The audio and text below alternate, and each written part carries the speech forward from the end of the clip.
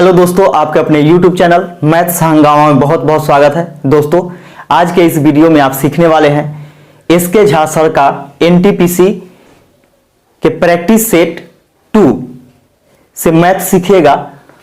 और यह मैथ जो है 60 से लेकर के 70 तक है, यानी 60 से लेकर के 70 तक है। इसका यह सेट 2 खत्म हो जाएगा। इसका बाद हम लोग करेंगे क्या कि सेट 3 शुरू करेंगे। तो आइए देखते हैं इसका पहला क्वेश्चन।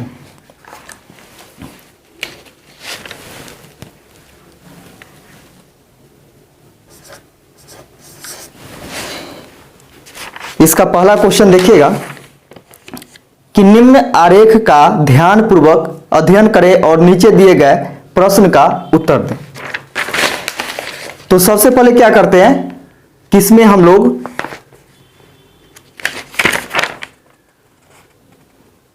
आरेख जो दिया गया है उसको बना लेते हैं। तो देखिएगा यह आरेख बन गया है और इसमें पूछ रहा है कि उन छात्रों की कुल संख्या क्या है जिन्होंने अंग्रेजी या गणित या सामाजिक विज्ञान लिया है। यानी उन छात्रों की कुल संख्या पूछ रहा है जिन्होंने अंग्रेजी लिया है या गणित लिया है या सामाजिक विज्ञान लिया है। ठीक है, तो देखिएगा कि हम लोग देखते हैं यहां से कि मैथ इतना सारा स्टूडेंट मैथ लिया है, यानी जो यह गोला के अंदर में है वो सभी मैथ लिया है। ये सभी गोला के अंदर में जो भी है इस गोला के अंदर वो सब अंग्रेजी लिया है, यानी इंग्लिश लिया है। और इस गोला के अंदर जो है वह सोशल साइंस लिया है और इस गोला के अंदर जो है वह साइंस लिया है। तो यहां से हम लोगों को मैथ, इंग्लिश और सोशल साइंस के बारे में पूछ रहा है, साइंस के बारे में नहीं पूछ रहा है। तो देखिएगा यहां पे कि मैथ कितने लिए हैं, यानी अंग्रेजी सबसे पहले देखते हैं कि कितना लिया है। तो अंग्रेजी लिया है 16 plus 14 plus 13 plus 12 plus 18 plus 20 plus 18, यानी इतना सारा जो है अंग्रेजी लिया है। अब यहां से देखते हैं इसमें कौन कौन आ जाएगा। मैथ वाला में 9, 15 और 13, क्या कि ये सब तो लिख दिए हैं। 14, 13, 18, 20 तो इसमें लिखा गया है। अब यहां से क्या करते हैं कि 9, 15 और 13 लिखेंगे। तो प्लस में 9 प्लस 15 प्लस 13। और फिर पूछ रहा है क्या, सोशल साइंस। तो देखिएगा सोशल साइंस यानी सामाजिक विज्ञान में 18, 20, 18, 13, 15 तो आ गया है इसमें। अब लिखना है किसको, 16 और 19 को। प्लस 16 प्लस 19 ये आ गया। 9 को नहीं लिखेंगे। 9 को इसलिए नहीं लिखेंगे क्योंकि यह साइंस में है, यानी विज्ञान में है, जबकि हम लोग से विज्ञान का पूछा नहीं है। तो इतना ही को जोड़ देंगे तो कुल स्टूडेंट का संख्या निकल जाएगा, यानी कुल विद्यार्थियों की संख्या निकल जाएगा। तो ये सभी को जोड़िएगा तो 183 आ जाएगा आपका, यही आंसर हो जाएगा। कुल विद्यार्थियों की संख्या 183 जिन्होंने मैथ या इंग्लिश या सोशल साइंस लिया, यह इसका आंसर हो जाएगा। अगला क्वेश्चन देखिएगा। अगला क्वेश्चन कहता है कि यदि विक्रय मूल्य 1680 रुपए हो तो 16% की हानि होती है। यानी विक्रय मूल्य 1680 रुपया, यानी 1680 रुपया में बेचता है कोई वस्तु को तो 16% हानि होती है। तो देखिएगा 16% हानि होती है तो हानि किस पर होगा, क्रय मूल्य पर होता है। तो क्रय मूल्य हमेशा कितना होता है, 100% होता है। तो 100% में से 16% घट जाएगा तो कितना बच जाएगा, 84% बच जाएगा। 84% में बेचा, लेकिन बेचा कितना में, 1680 रुपए में। 1680 रुपए में, दोनों बात यहां से हो जाएगा बराबर। अब यहां से देखिएगा कि इसको हम काटते हैं तो 20 बार में कट जाएगा। 1% बराबर आ गया 20, तो 100% बराबर हो जाएगा 2000। यह आ गया इसका क्रय मूल्य, यानी कॉस्ट प्राइस। अब कह रहा है यदि 8% की छूट देने के बाद भी 15% का लाभ होता हो, 8% छूट देने के बाद भी क्या हो रहा है कि 15% का लाभ होता है, तो उत्पाद का अंकित मूल्य कितना होना चाहिए। तो देखिएगा यहां से कि छूट किस पर होता है, मार्केट प्राइस पर। तो मार्केट प्राइस पर छूट मिलेगा यानी एमपी पर छूट मिलेगा कितना, 8%। तो एमपी गुने 8% छूट का मतलब क्या होता है कि कोई भी चीज अपने आप में 100% होता है, तो छूट बोलेगा तो 100 में से घटा देता है। तो 100 में से घटाइएगा तो कितना आ जाएगा, 92/100 आ जाएगा। लाभ होगा तो किस पर होगा, कॉस्ट प्राइस पर। तो इतना छूट देने के बाद भी क्या हो रहा है, 15% लाभ हो रहा है, तो लाभ होगा किस पर, कॉस्ट प्राइस पर। तो 2000 का 115/100। तो जब लाभ का बात करेगा तो क्या करना है आपको कि 100 में जोड़ देना है। तो 100 में 15 जोड़ दिया गया यानी 115/100 हो जाएगा। दोनों बात बराबर, ए भी विक्रय मूल्य हो गया और ए भी विक्रय मूल्य हो गया, दोनों बात बराबर हो गया। यहां से इसको काटिएगा, 100 से 100 कैंसिल हो जाएगा, 2 से इसको काटते हैं या 4 से कट जाएगा, 4 से कट जाएगा आपका, 4 दूनी 8, 4 3 12, 23 बार में 4 से काटिएगा, 4 5 20, 500 बार में 23 से काटिएगा तो यह 5 बार में कट जाएगा। तो एमपी बराबर हो जाएगा मार्केट प्राइस बराबर यानी अंकित मूल्य बराबर 2500 रुपया, यह इसका आंसर हो गया। अगला क्वेश्चन देखिएगा। अगला क्वेश्चन कहता है कि 3 पाइप ए, बी और सी एक टैंक को 4 घंटे में भर सकते हैं। यानी 3 पाइप को अगर खोल दिया जाए ए, बी, सी को, तो यह 4 घंटे में पूरा टंकी को भर देता है। ए, बी और सी को खोल दिया जाता है तो यह 4 घंटे में भर देता है। पाइप ए और बी मिलकर टैंक को 9 घंटे में भर सकता है। यदि ए और बी को खोला जाता है तो यह 9 घंटे में भर देता है। यदि तीनों पाइप ए, बी और सी को एक साथ शुरू किया जाता है और 3 घंटे के बाद पाइप ए और बी को बंद कर दिया जाता है, तो शेष टैंक को पूरा भरने में अकेला सी को कितना समय लगेगा। तो देखिएगा यहां से ये दोनों का एलसीएम हम लोग निकालेंगे तो 36 आ जाएगा। 4 से 9 बार में, 9 से 4 बार में कटेगा 36। अब 36 जो आ गया वह टंकी में जितना पानी आता है वह आ गया, यानी टंकी का धारिता आ गया। तो देखिएगा यहाँ पे कि एक टंकी में 36 लीटर पानी आता है, जिसमें से ए, बी और सी प्रत्येक घंटा 9 लीटर भरता है और ए और बी मिलकर के प्रत्येक घंटा 4 लीटर भरता है। तो बोला क्या कि ए, बी और सी को 3 घंटे के बाद बंद कर दिया जाता है। इसका मतलब क्या है कि 3 घंटा तक चालू रहा यानी खुला हुआ रहा। तो ए, बी और सी को 3 घंटा तक के खोला जाता है। तो ए, बी और सी 1 घंटा में कितना भरता है, तो 9 लीटर भरता है। तो 3 घंटा में कितना भरा होगा, 27 लीटर भरा होगा। अब इसमें से क्या करते हैं कि 27 माइनस कर देते हैं 36 में से, तो 9 बच जाएगा। यानी 9 लीटर जो बच गया यह किसको भरना है, सी को भरना है। तो आप देखिएगा कि ए और बी, यहां से क्या करते हैं कि ए और बी का क्षमता कितना है, 4 लीटर पर घंटा।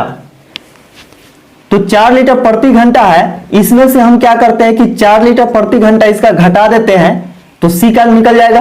तो सी का क्षमता निकल गया कितना, 9 में से 4 घटाइएगा तो 5 लीटर पर आवर। तो यहां से पूछा है कि सी अकेला शेष भाग को, शेष कितना 9 लीटर को, तो सी अकेला 9 लीटर को कितना देर में भरेगा, तो 9/5 कटिएगा तो 1.8 घंटा इसका आंसर हो जाएगा। देखिए अगला क्वेश्चन देखिएगा।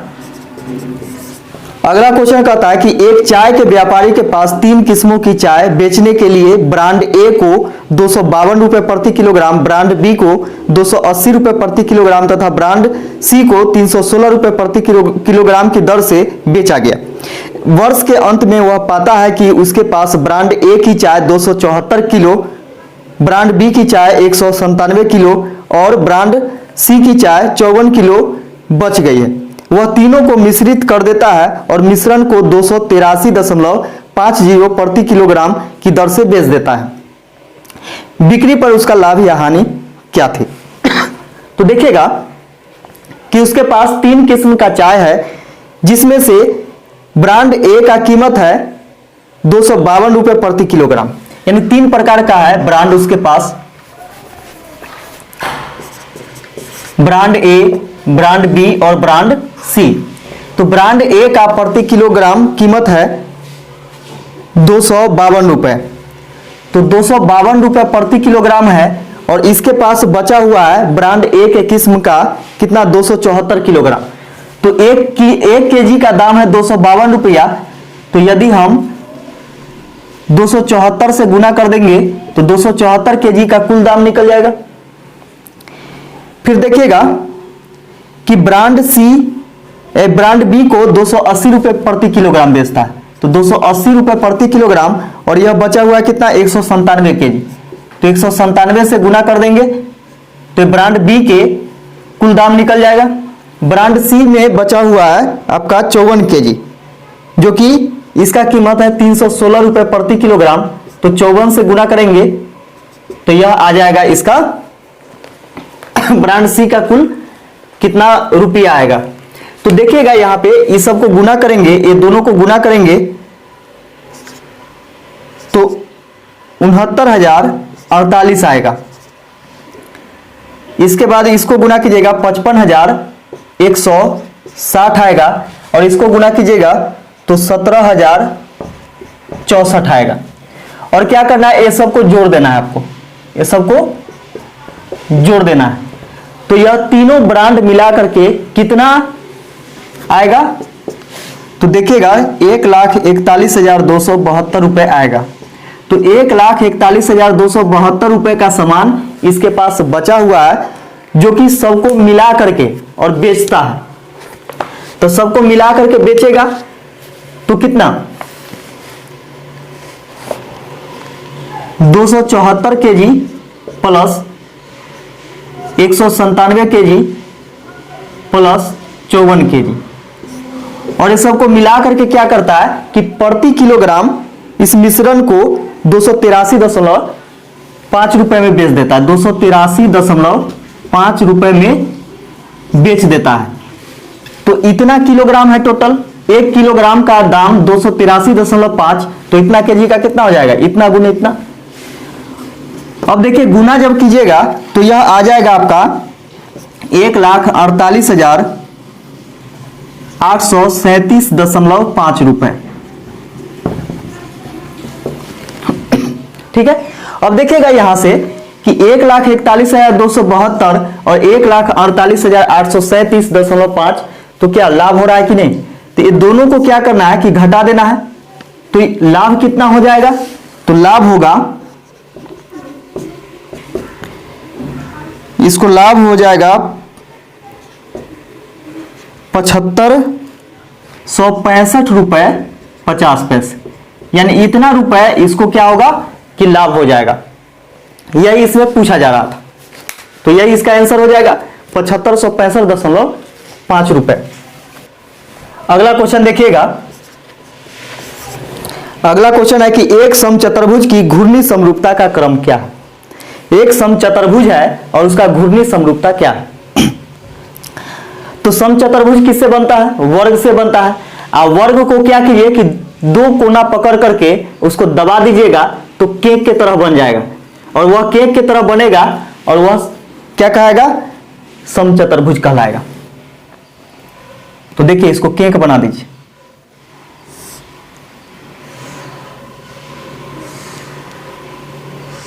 बर्फी ना, एक मिनट,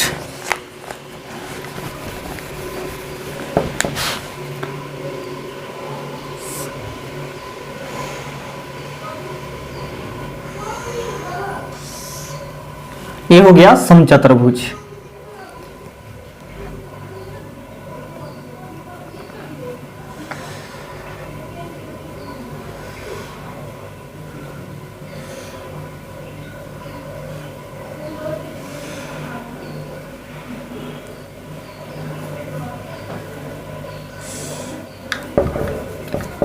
ये हो गया समचतुर्भुज। अब इसका घूर्णी समरूपता बोल रहा है, तो समरूप मतलब क्या होता है आप जानते होंगे कि समरूप मतलब होता है समरूप, यानी एक ही जैसा रूप रेखा का।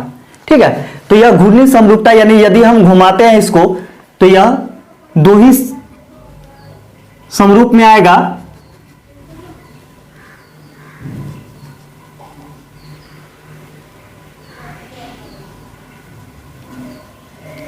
इस प्रकार आएगा। तो देखिए समान रूप में आ रहा है कि नहीं, तो समान रूप में आएगा यदि हम इसको दो बार क्या करेंगे, मूव करेंगे यानी घुमाएंगे तो इसका आंसर आ जाएगा क्या, दो बार, ऑप्शन नंबर सी। अगला क्वेश्चन देखिएगा, अगला क्वेश्चन कहता है कि निम्न आंकड़ों का बहुलक यानी मोड ज्ञात करें। तो दिया गया है 25, 45, 58, 87, 45, 54, 65, 12, 25, 59, 42 और 60 दिया गया। तो बहुलक समझिए, बहुलक क्या होता है कि जो सबसे ज्यादा बार आपको इसमें दिखाई दे दे, जो सबसे ज्यादा बार आया है, बहुलक मतलब बहुत बार, जो बहुत बार आया है वही आपका आंसर होगा। तो देखिएगा यहां पे कि 25 को देखिएगा तो 25 दो बार आया है और 45 भी दो बार आया है और बाकी बार जो है वह सब एक एक बार आया है। आप देख सकते हैं इसमें, तो 25 दो बार और 45 दो बार आया है, तो दोनों किसी से कम नहीं है, यानी 45 भी दो बार और 25 भी दो बार, बाकी बार तो सब एक एक बार आया है। तो बाकी बार की अपेक्षा क्या है कि 25 और 45 ज्यादा है, तो 25 लिखिएगा कि 45 लिखिएगा। तो ऑप्शन में यहां पे दे दिया गया है कि 25 भी होगा या 45 भी होगा, यानी 25 या 45, 25 या 45, जो कि ऑप्शन नंबर डी में दिया गया है। तो उसमें 45 या 25 कहिए या 25 या 45 कहिए, तो ऑप्शन नंबर डी आपका आंसर हो जाएगा। देखिएगा 66 नंबर क्वेश्चन कि नीचे दिए गए ग्राफ के आधार पर कौन से अनुभाग में 360 से अधिक किताबें हैं, यानी किस सेक्शन में 360 से अधिक किताब है, यह चीज पूछा जा रहा है। तो ग्राफ आपके बगल में दिख रहा, यानी सामने दिख रहा होगा। तो इस ग्राफ में आप देखिएगा, देख करके ही आपको पता लगेगा कि सेक्शन 1 यानी सेक्शन 1 में 300 किताब, जो कि 360 से अधिक नहीं है, 360 से कम है। यहां से पूछा आपसे कि 360 से अधिक होना चाहिए, तो सेक्शन 1 नहीं होगा। सेक्शन 2 में देखिएगा 350 ही है, तो ये भी नहीं होगा। सेक्शन 3 में देखिएगा 400 है, तो ये होगा क्योंकि 360 से ज्यादा है। और सेक्शन 5 में देखिए, सेक्शन 4 में भी नहीं होगा क्योंकि 350 है, और सेक्शन 5 में देखिएगा तो 400 है, जो कि 360 से अधिक है। और बाकी बात 100 में देखिए कि 360 से 100 कम है ना, तो वो सब तो होगा नहीं। तो सेक्शन 3 होगा और सेक्शन 5 होगा, यही दोनों में क्या है कि 360 से अधिक किताब है। तो ऑप्शन नंबर सी आपका आंसर हो जाएगा, अनुभाग 3 और अनुभाग 5, यानी सेक्शन 3 और सेक्शन 5। तो ऑप्शन नंबर सी इसका आंसर हो गया। अगला क्वेश्चन देखिएगा, अगला क्वेश्चन है कि किसी पासे के दो बार फेंके जाने पर आने वाले अंकों का योग 10 होने की प्रायिकता ज्ञात कीजिए। तो देखिए दो पासा है, पासा आप लूडो और पासा खेले होंगे, तो पासा में क्या होता है कि 1 से लेकर के 6 तक अंक पड़े रहते हैं, यानी 1 2 3 4 5 6 7 तो नहीं होता, 8 नहीं होता, यानी 6 तक के ही होता है, वो भी 1 से लेकर के 6 तक। तो देखिए इसमें कि दो पासा है, तो जब दो पासा है तो दोनों को हम उछालेंगे तो क्या होगा, दोनों में अलग अलग आएगा, या कभी कभी ऐसा संयोगवश क्या होता है कि दोनों में एक ही अंक आ जाता है। तो इसमें कह रहा है क्या कि दो पासे को फेंका जाता है, तो दो पासा है तो 1 में 6 आएगा, तो 6 का स्क्वायर यानी 36 बार होगा। ठीक है, अब इसमें कह रहा है क्या कि फेंके जाने पर आने वाले अंकों का योग 10 होना चाहिए। जब दो पासा को हम फेंकते हैं तो दोनों में जो आएगा उसके अंकों का योग कितना आना चाहिए? 10 आना चाहिए। तो देखिएगा पहला पासा में यदि 4 आएगा तो दूसरे पासा में 6 आना चाहिए, तब जाकर के 6 4 10 होगा। यदि पहले पासा में 6 आएगा तो दूसरे पासा में 4 आएगा, तब जाकर के 10 होगा। यदि पहले पासा में 5 आएगा और दूसरे पासा में भी 5 आएगा तब 10 होगा। और बाकी बात आप देख लीजिएगा कि कोई भी ऐसा नहीं है जो कि दोनों मिलाकर के 10 पुराएगा, क्योंकि ऐसा तो नहीं है कि जब पहला पासा में 2 आ गया तो दूसरे पासा में 8 कहां से लाइएगा, 8 तो होता नहीं है। तो इसलिए यहां पे 3 ही होगा। 4 और 6 मिला करके 10, या 6 और 4 मिला करके 10, या 5 और 5 मिला करके 10। ऐसा कितना बार? तो 3 बार। 3 बार कितना बार में? तो 36 बार में, यानी 36 बार में 3 बार। तो 3 एकम 3 और 12 तिहाई 36, यानी 1/12 इसका क्या हो जाएगा? प्रायिकता हो जाएगा, या इसका आंसर हो जाएगा। अगला देखिएगा, अगला क्वेश्चन है कि निम्न को हल करें। तो दिया गया है, इसको लिखते हैं हम लोग सबसे पहले। 27 माइनस बड़ी bracket 38 minus Majhola bracket 46 minus छोटी ब्रैकेट 15 माइनस 13 माइनस 2 छोटी ब्रैकेट बंद, मध्यम ब्रैकेट भी बंद और बड़ी ब्रैकेट से बंद हो गया है। अब पूछ रहा है कि इसका मान क्या होगा। तो ऐसे प्रश्न पूछे जा रहे हैं। पिछले बार आपको ग्रुप डी में यानी एक क्वेश्चन तो निश्चित पूछा गया था और 3 तक के पूछा गया था, यानी कम से कम एक क्वेश्चन पूछा ही गया था और अधिकतम 3 तक के ही पूछा गया था। ठीक है, तो देखिएगा, इसको समझिएगा, यह बोर्ड मास का क्वेश्चन है। तो ज्यादा डिटेल्स में हम नहीं बताएंगे, लेकिन एक बहुत ही बेहतरीन तरीका है कि ऐसा क्वेश्चन जब भी आए तो आप सबसे पहले क्या कीजिए कि इसको लिख लीजिए और महाभारत को याद कीजिए। महाभारत में अभिमन्यु जो था वो चक्रव्यूह तोड़ा था। चक्रव्यूह क्या अंदर जाकर के सबसे पहले गया, अंदर गया और तोड़ते हुए बाहर निकल रहा था। तो देखिएगा कि वही अभिमन्यु आपको बनना पड़ेगा इस क्वेश्चन के लिए। और इसमें आप जानते होंगे कि सबसे पहले क्या होता है कि अंदर के ब्रैकेट का काम होता है, इसका दूसरे बाहर का होगा और फिर लास्ट में सबसे बाहर का होगा। तो यहां पे लिखने का जरूरत नहीं है, अलग अलग आपको लिखने का जरूरत नहीं है। देखिए, सबसे अंदर का ब्रैकेट क्या है? छोटी ब्रैकेट वाला है, और छोटी ब्रैकेट वाला का काम सबसे पहले करेंगे। तो देखिएगा कि -13 और -2 दोनों को जोड़ेंगे तो माइनस कितना हो जाएगा? 15। तो -15 और +15, तो -15 और +15 दोनों कैंसिल हो गया एक बार में, है ना, या फिर 0 आ गया। या अब यदि 46 में से 0 घटाइएगा, 46 में से 0 घटाइएगा, ये तो 0 हो गया, 1 नहीं आएगा, तो 0 घटाइएगा तो 46 ही होगा। अब 46 को और इसको देखते हैं, तो माइनस से 46 में गुणा करेंगे +46 में, तो -46 हो जाएगा। तो -46 में से 38 घटाएंगे तो कितना आएगा? 8 आएगा। अब 8 को हम लोग देखते हैं इस चिन्ह के साथ तुलना करके, तो 8 प्लस में आएगा या माइनस में? तो माइनस में आएगा। क्यों? क्योंकि -46 में से हमको +38 घटाना है, तो -8 आएगा। अब यहां से देखिएगा माइनस माइनस क्या हो जाएगा? गुना हो जाएगा, क्योंकि इधर ब्रैकेट में है, तो ब्रैकेट में क्या होता है कि गुना का चिन्ह होता है, यानी ये माइनस माइनस क्या होगा? प्लस हो जाएगा।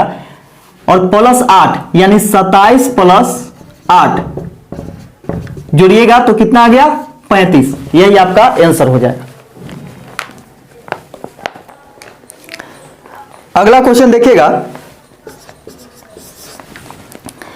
कि एक दो अंकों की संख्या के अंकों का योग 11 है, यदि हम उसके अंकों को परस्पर बदल देते हैं तो बनी हुई नई संख्या मूल से 45 कम हो जाती है। मूल संख्या ज्ञात करें। तो जो संख्या पूछा जाता है वह आपके ऑप्शन में रहता है, तो ऐसे प्रश्न को हम लोग क्या करेंगे कि ऑप्शन से हल करेंगे। लेकिन ध्यान दीजिएगा, कभी कभी ऐसा भी होता है जो कि आपको ऑप्शन में रहबे नहीं करेगा, जो उसका आंसर होना चाहिए वह ऑप्शन में नहीं रहेगा, यानी इनमें से कोई नहीं अगर दे दिया तब क्या कीजिएगा। तो लेकिन इसमें घबराने की बात नहीं है, इसमें आपको इनमें से कोई नहीं है। और कभी आप यानी कभी टाइम मिले एग्जाम के बाद, यानी टाइम यदि मिला, यदि आप लोग का डिमांड रहा तो मैं मैथ को बिल्कुल बेसिक से शुरू करूंगा, यदि आप पढ़ने के इच्छुक हो तब। तो कमेंट करके जरूर बताइएगा कि यदि मैथ आपको समझ में आ रहा है। पढ़ाते तो सभी लोग हैं, लेकिन सबका अपना अपना पढ़ाने का समझाने का तरीका होता है। यदि हमसे आपको समझ में आ रहा है तो आप क्या कर सकते हैं कि चैनल को सब्सक्राइब कर लीजिएगा और अपने दोस्तों में ज्यादा से ज्यादा शेयर कीजिएगा। और फिर आप कमेंट करके बताइएगा कि हमको बेसिक से पूरा मैथ पढ़ना है। मैं पूरा बिल्कुल बेसिक से जोड़ घटाव से पढ़ाऊंगा, वो भी ट्रिक के द्वारा।